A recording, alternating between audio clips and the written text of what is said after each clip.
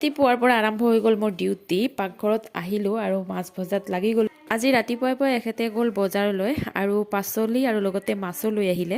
তেখেতে অফিচলৈ যোৱাৰ আগতে ভাবিলোঁ তেখেতক এটুকুৰা মাছ ভাজি দিওঁ, সেইকাৰণে দৌৰা দৌৰিকৈ মাছখিনি ধুই একদম ভজাত লাগি গ'লোঁ আৰু এই পাচলিবোৰ বেগৰ পৰা উলিয়াবই সময় পোৱা নাই। লগতে আকৌ গাখীৰো আনিলে, এইবোৰ পিছত গৰম কৰিব লাগিব। সকলোৱে ৰাতিপুৱা আজি অকণমান ভাতকে খাই ল'লোঁ আৰু সকলো কাম শেষ হোৱাৰ পিছত পাচলিবোৰ ধুই থৈ দিলোঁ। বজাৰৰ পৰা পাচলি অনাৰ পিছত নুধুলে কিবা ভাল নালাগে। আৰু এতিয়া আহিছোঁ দুপৰীয়াৰ কাৰণে, ভাবিছোঁ আজি বিলাহী আৰু আলুৰে মাছৰে এখন ৰেচিপি বনাম। এনেকুৱা বতৰত বিলাহীৰ আঞ্জা খাই বহুত ভাল লাগে, নহয়নে বাৰু?